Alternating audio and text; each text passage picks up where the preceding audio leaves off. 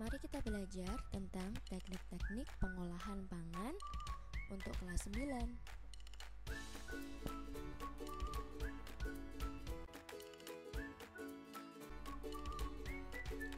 Biar mudah ingat tekniknya, hafalkan peta konsep berikut ya teman-teman.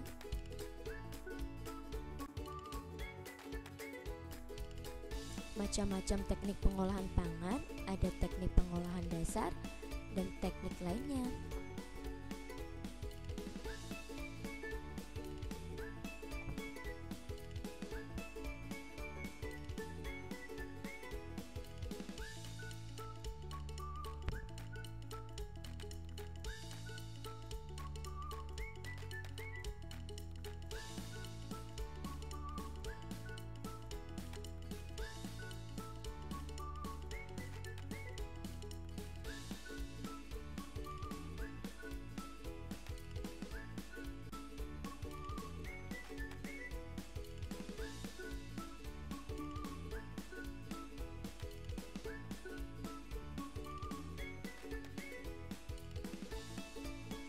Nah, teknik dasar dibagi menjadi dua teknik, yaitu teknik moist heat dan teknik dry heat.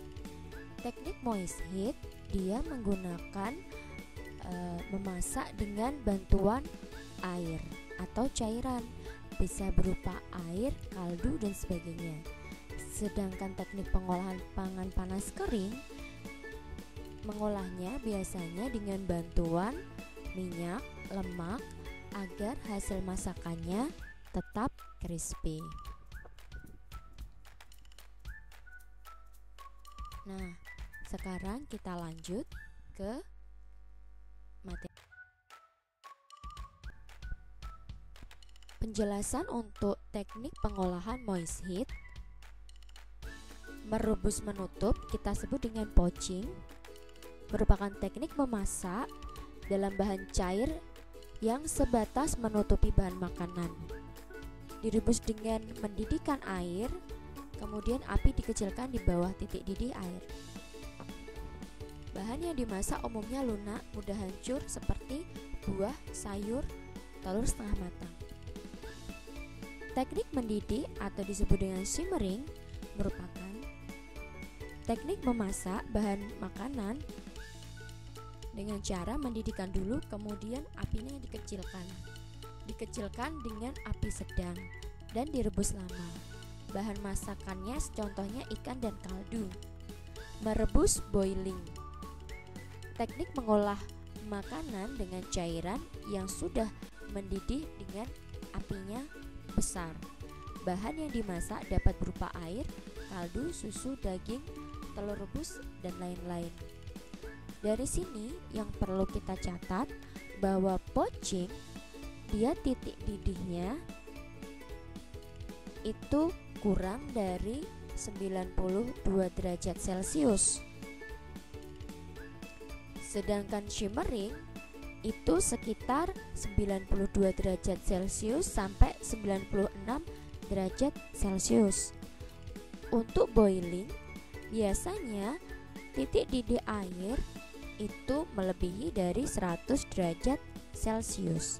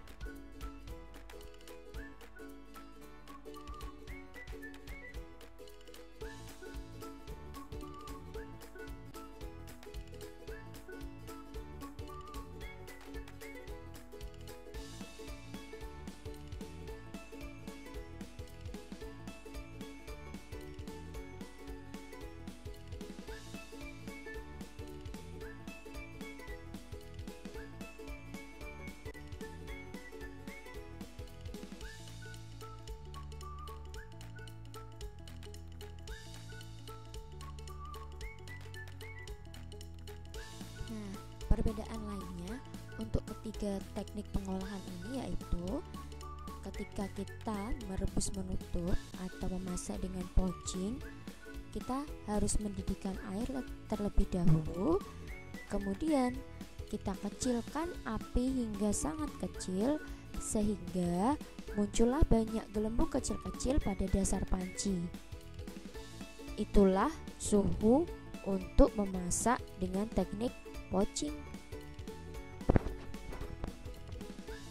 Untuk memasak dengan teknik shimmering, kita harus mendidihkan air terlebih dahulu, kemudian kita kecilkan dengan api sedang sehingga nanti akan muncul sedikit gelembung besar. Itulah suhu yang cocok untuk memasak dengan teknik shimmering. Merebus atau boiling, biasanya kita akan memasak dengan cara mendidihkan air dengan api besar dan dengan waktu yang lama sehingga ditandai dengan munculnya banyak gelembung besar. Itulah suhu yang cocok untuk memasak dengan cara boiling.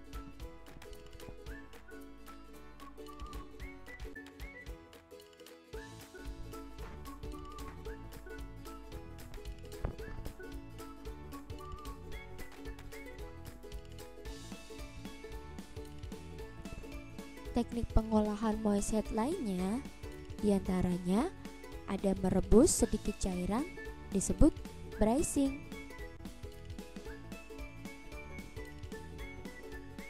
Kemudian ada teknik menggulai atau disebut dengan stewing.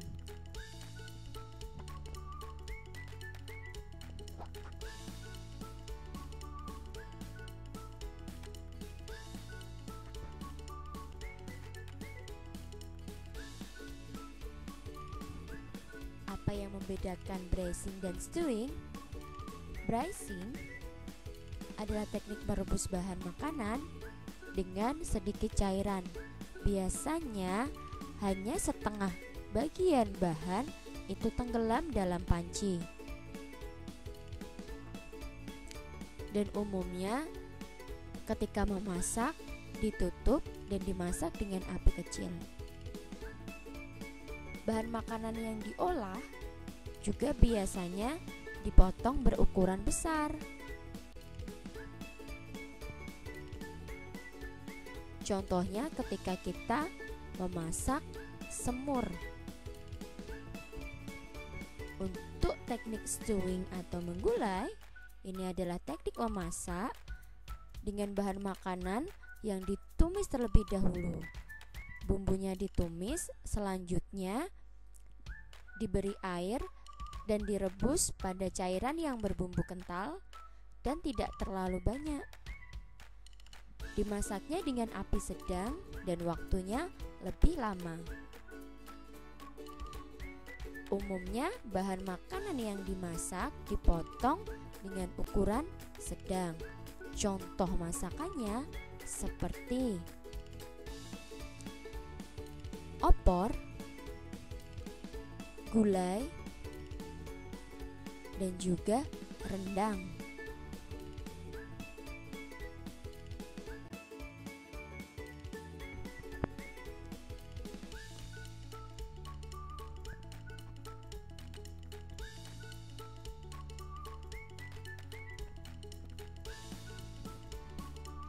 Teknik pengolahan moist head lainnya diantaranya yaitu mengukus atau kita sebut dengan steaming.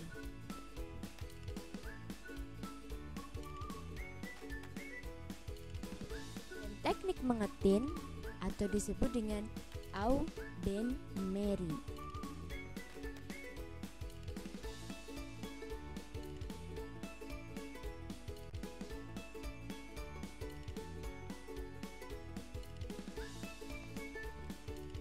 Teknik mengukus atau steaming ini biasanya adalah teknik memasak menggunakan uap air mendidih. Jadi sebelum bahan makanan dimasukkan ke dalam alat panci, air didihkan terlebih dahulu, kemudian di atasnya diberi sebuah sekat yang berlubang untuk tempat keluarnya uap air sehingga makanan bisa matang.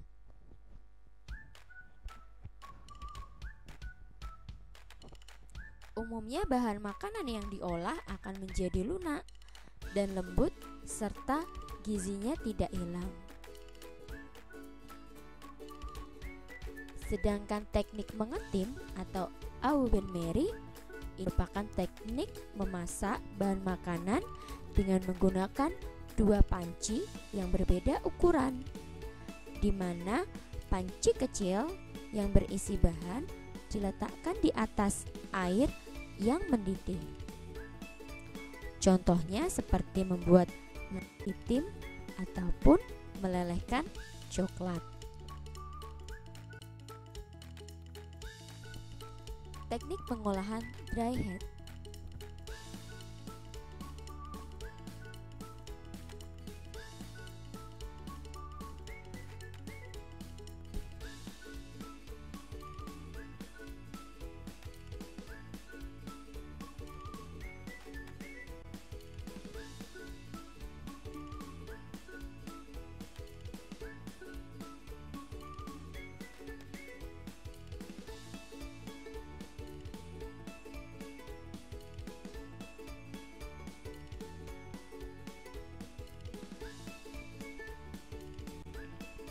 Untuk teknik pengolahan dry head itu ada deep frying dan shallow frying dan juga teknik lainnya.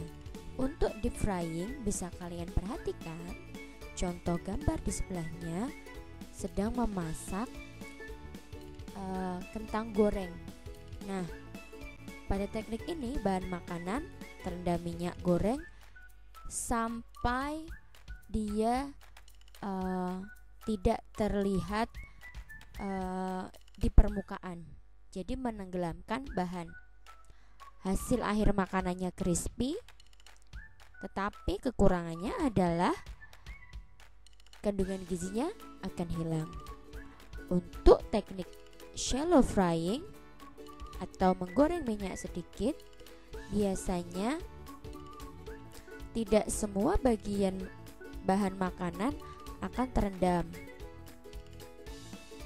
Dan ini biasanya dilakukan dengan cepat di wajan yang datar, sehingga hasil makanan tidak terlalu matang dan gizinya juga tidak terlalu banyak yang hilang.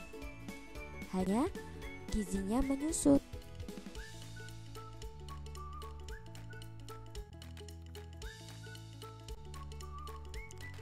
Teknik pengolahan yang lainnya untuk dry head, contohnya adalah menumis atau sautening.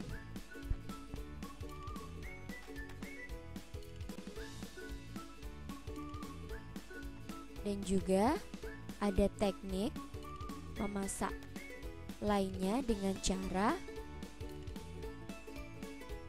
membakar atau disebut grilling.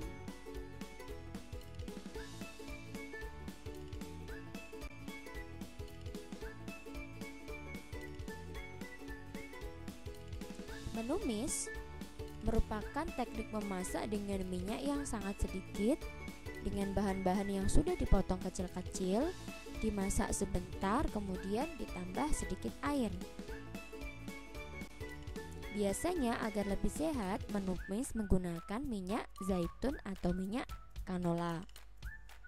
Untuk membakar itu merupakan teknik memasak di atas lempengan besi panas atau yang biasa kita sebut dengan griddle, dan di atas bara api langsung juga bisa, sehingga makanan akan mengeluarkan aroma gosong. Biasanya bahannya diolesi sedikit minyak. Suhu untuk grilling 292 derajat Celcius. Hampir sama dengan grilling, roasting biasanya tidak dimasak di atas bara api secara langsung.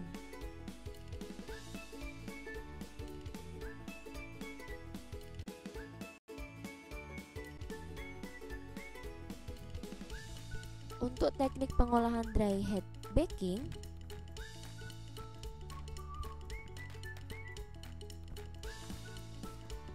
Baking adalah teknik mengolah makanan di dalam oven dengan panas dari segala arah tanpa menggunakan minyak atau cairan, dan beberapa teknik baking diantaranya yaitu memanggang kering, contohnya membuat pastry dan roti. Yang kedua adalah memanggang dengan menambahkan kelembapan, contohnya membuat kue sponge atau cake.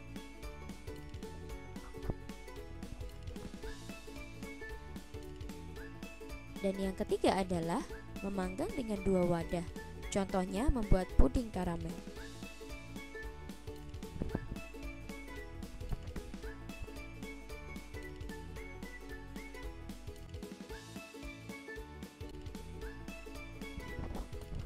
Nah, sebelum ke tahapan pengolahan, yuk kita menjodohkan. Tulis jawabanmu di buku ya.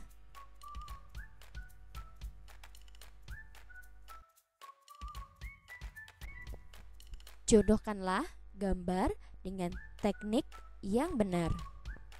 Ada telur bacem, ada telur setengah matang, ada kuah soto, ada nasi ayam tim, garang asam ayam, ada botok udang, ada opor ayam, ada semur ayam, ada rendang, ada bandeng presto. Nah, silahkan dari beberapa gambar ini mana teknik yang benar, tulis di buku jawabanmu ya.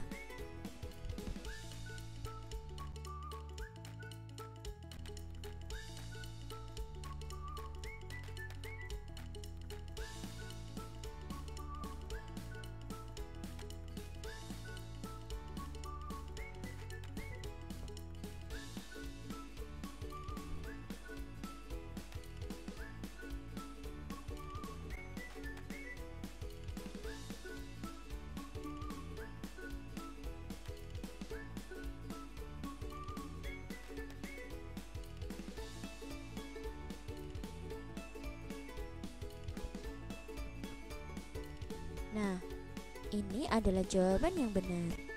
Telur bacem menggunakan teknik boiling, telur setengah matang menggunakan poaching, membuat kuah soto atau kaldu soto menggunakan teknik shimmering, memasak nasi ayam tim menggunakan teknik au bain marie, memasak garang asam ayam menggunakan teknik steaming, botok udang dimasak dengan teknik steaming, opor ayam dimasak dengan teknik stewing, semur ayam dimasak dengan braising, rendang dimasak dengan stewing, dan bandeng presto dimasak dengan cara steaming. Berapa jawaban benarmu? Silahkan dikalikan 10, itulah nilaimu.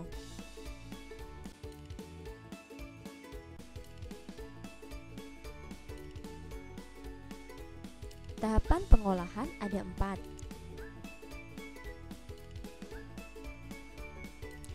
Yang pertama,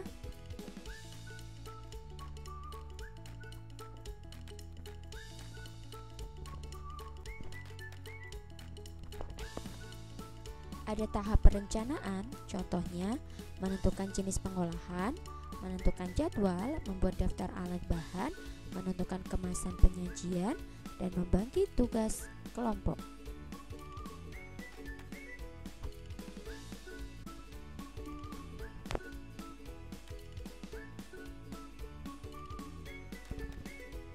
Tahapan kedua yaitu tahapan pelaksanaan, meliputi persiapan alat dan bahan, dan jangan lupa persiapan aspek keselamatan kerja.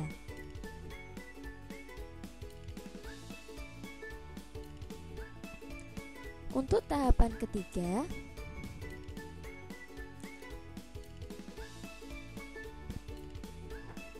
yaitu tahapan penyajian, berisi melaksanakan penyajian sesuai wadah penyajian dan estetikanya, dan melaksanakan pengemasan sesuai wadah kemasan dan estetikanya.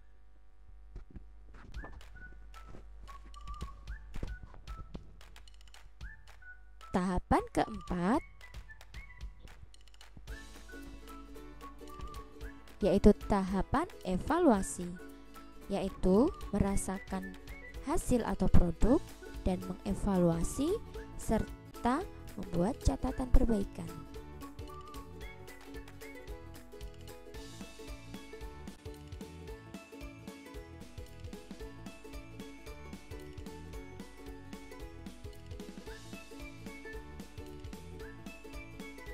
Nah, pada tahapan perencanaanmu, kamu perlu mengetahui tentang pengemasan dan penyajian agar dapat menentukan kemasan dan penyajian yang baik. Yuk, simak.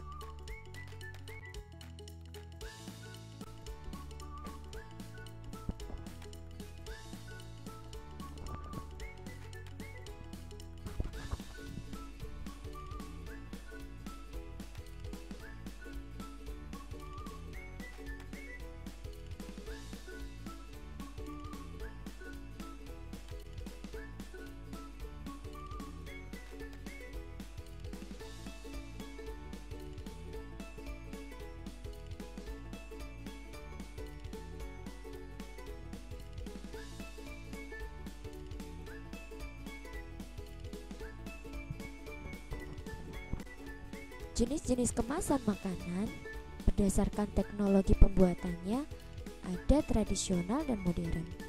Contoh kemasan tradisional diantaranya besek dan kemasan dari daun. Untuk kemasan dari daun banyak macamnya, ada yang namanya pinco, kemudian ada yang namanya sudi dan lain-lain. Untuk kemasan modern ada kemasan berupa dari kertas, bungkus plastik, styrofoam, dan juga kaleng. Sedangkan kemasan berdasarkan fungsinya dibedakan menjadi 3, yaitu kemasan primer, kemasan sekunder, kemasan tersier.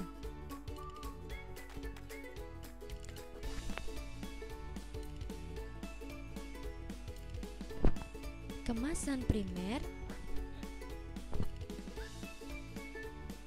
merupakan kemasan yang langsung berhubungan dengan bahan makanan. Jadi dia adalah bahan kemasan pertama yang digunakan. Contohnya, kaleng langsung mewadahi makanan, plastik dan daun juga langsung mewadahi makanan. Kemasan sekunder adalah kemasan kedua yang berisi sejumlah kemasan primer. Biasanya dimanfaatkan untuk memajang produk. Kemasan sekunder contohnya ada kotak kardus snack dan juga ada kemasan kerat untuk produk dalam botol. Kemasan tersier adalah kemasan yang diperuntukkan sebagai kemasan transport atau distribusi apabila makanan akan dikirim ke tempat lain. Contohnya, kontainer makanan atau kotak karton gelombang.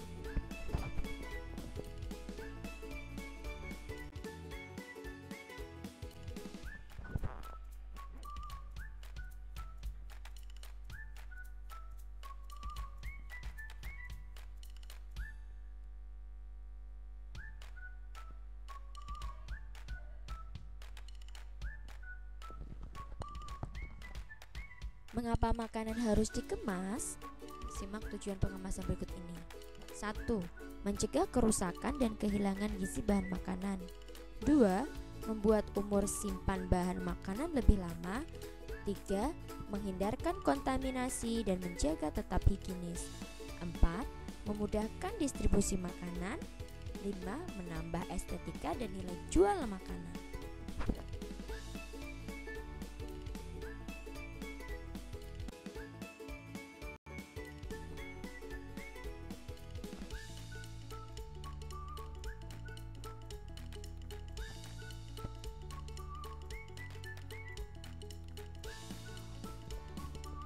Bagaimana kemasan dikatakan baik?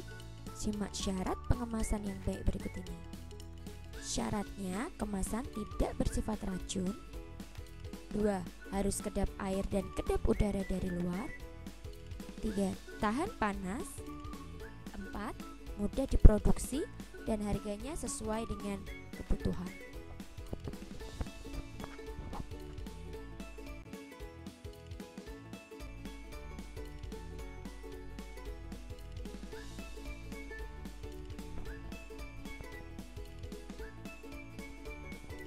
Nah, setiap kemasan memiliki kelebihan dan kekurangan masing-masing.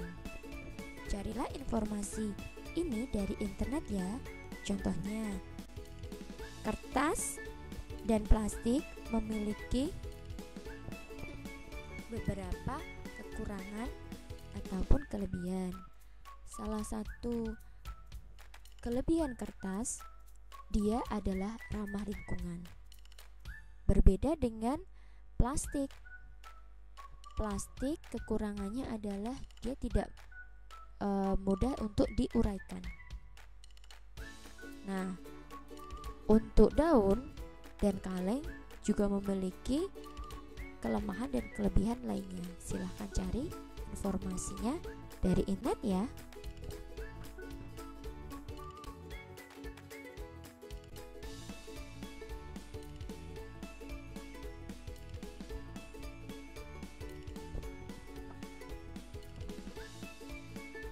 Untuk penyajian, ada 4 aspek yang perlu diperhatikan ya.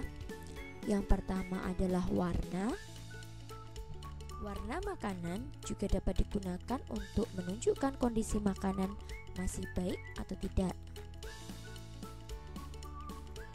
Kemudian, warna makanan juga mempengaruhi seseorang tertarik untuk memakannya atau tidak. Biasanya agar menarik orang untuk memakan, kita perlu menambahkan garnish yang berwarna-warni, yang warnanya itu kontras sehingga nafsu makan akan muncul. Rasa, suhu, dan tekstur. Menyajikan makanan harus sesuai jenis makanannya. Makanan yang berkuah biasanya cocok dimakan di saat dia masih panas. Kemudian beberapa masakan juga dia memerlukan tambahan agar rasanya lebih nikmat. Contohnya, memadukan beberapa rasa tambahan seperti perasan jeruk lemon dan bubuk merica dapat menambah sedapnya makanan. Alat penyajian. Peralatan hidang biasanya harus sesuai standar dan dalam kondisi yang baik. Dan alat penyajian ini harus digunakan sesuai jenis masakannya. Untuk masakan berkuah harus menggunakan tempat makan yang cekung.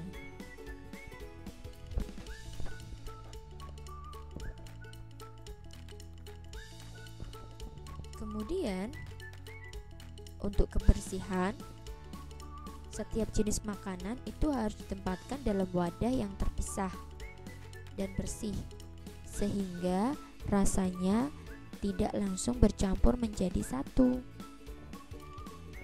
Dan jangan lupa ketika dihidangkan bisa ditutup agar menghindari dihinggapi oleh lalat.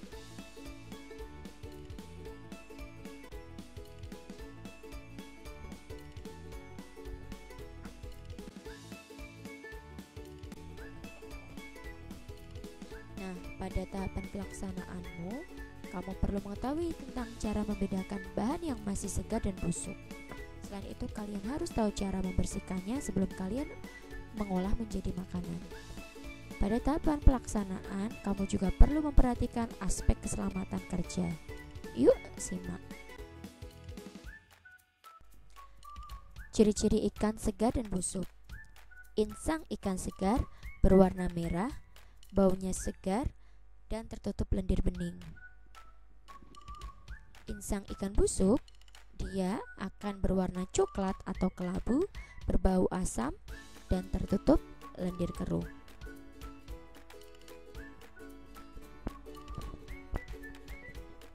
Untuk dinding perut ikan segar, biasanya dia utuh, elastis, tetapi untuk ikan busuk, dia akan menggelembung, pecah, isi perut keluar, dan juga lembek. Warna ikan segar itu akan lebih terang dan berlendir bening. Sedangkan warna ikan busuk, warnanya akan pudar dan lendirnya seperti kelabu. Mata ikan segar akan berwarna cerah, bening, cembung, dan menonjol. Sedangkan mata ikan busuk, dia akan pudar, berkerut, cekung, tenggelam, dan biasanya pecah.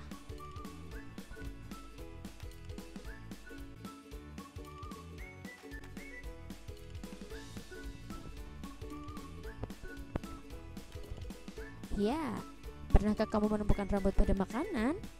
Jorok banget kan? Nah, sebelum memasak, perhatikan keselamatan kerja.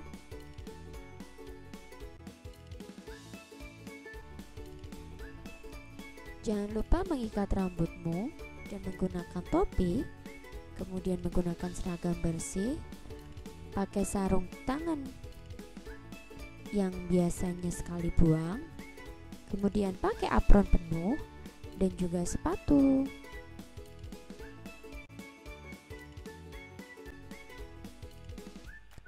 Tips menjaga kebersihan saat menyiapkan pangan: mencuci tangan sebelum dan sesudah memasak, menggunakan talenan dan pisau pemotong yang bersih, membersihkan dapur dan peralatan sebelum dan setelah menyiapkan pangan, mengganti kain cuci piring secara teratur untuk menghindari resiko kontaminasi silang. Mari kita belajar tentang bumbu dan rempah-rempah.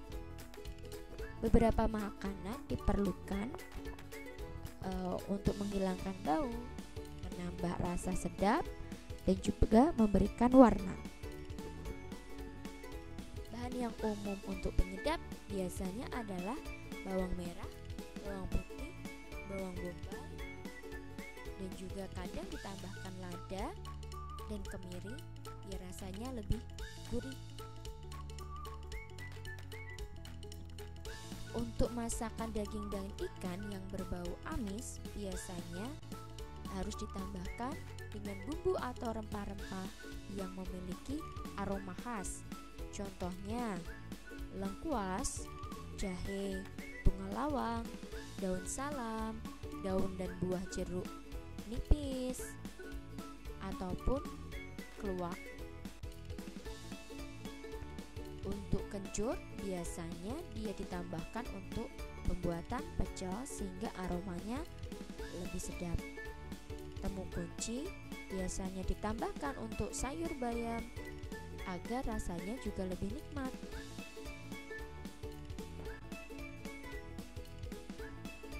Untuk cabai seperti cabai rawit, cabai hijau, paprika, cabai besar bisa digunakan untuk menambahkan rasa pedas sehingga lebih nikmat dan juga memberikan warna yang menarik pada masakan. Kunyit dan keluak biasanya digunakan untuk menambahkan warna pada masakan.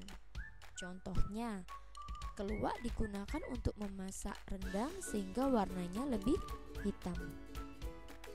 Kunyit ditambahkan pada opor agar warnanya lebih menarik untuk dimakan.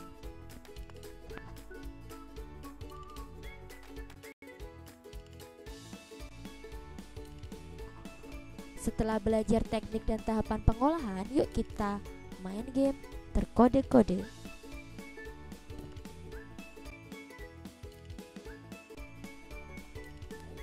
Cara mainnya, berilah kode huruf yang sesuai pada setiap pernyataan soal ya.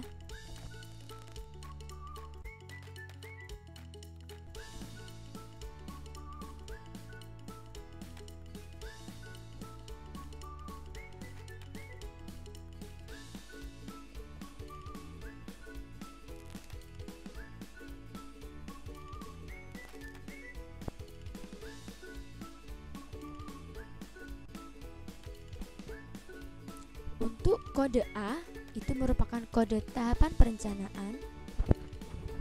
Kode B merupakan kode untuk kemasan primer, C kemasan sekunder, D untuk kemasan tersier, E untuk tujuan kemasan, F untuk syarat kemasan, G untuk aspek keselamatan kerja. Soal 1. Sebelum memasak, gunakan apron, sepatu, topi, atau pengikat rambut. Mana kode yang tepat? Silahkan kalian tulis di buku kalian. Soal nomor 2. Kemasan yang sering digunakan untuk mendistribusikan makanan. Mana kode yang tepat? Tulis jawabanmu. Identifikasi kebutuhan, membuat jadwal, menentukan alat dan bahan, serta membagi tugas. Mana kode yang tepat? Tulis jawabanmu. Menjaga dari kerusakan, memperlama masa simpan, dan mempermudah distribusi. Merupakan pernyataan dari kode apa? 5. Kaleng dan daun merupakan kemasan yang langsung kontak dengan produk makanan. Merupakan pernyataan dari kode apa? Tulis jawabanmu.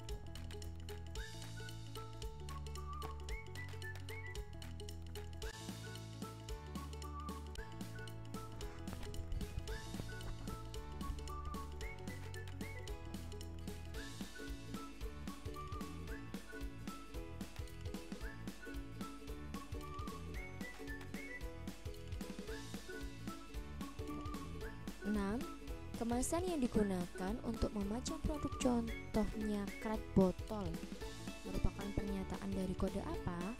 Tulis jawabanmu. 7.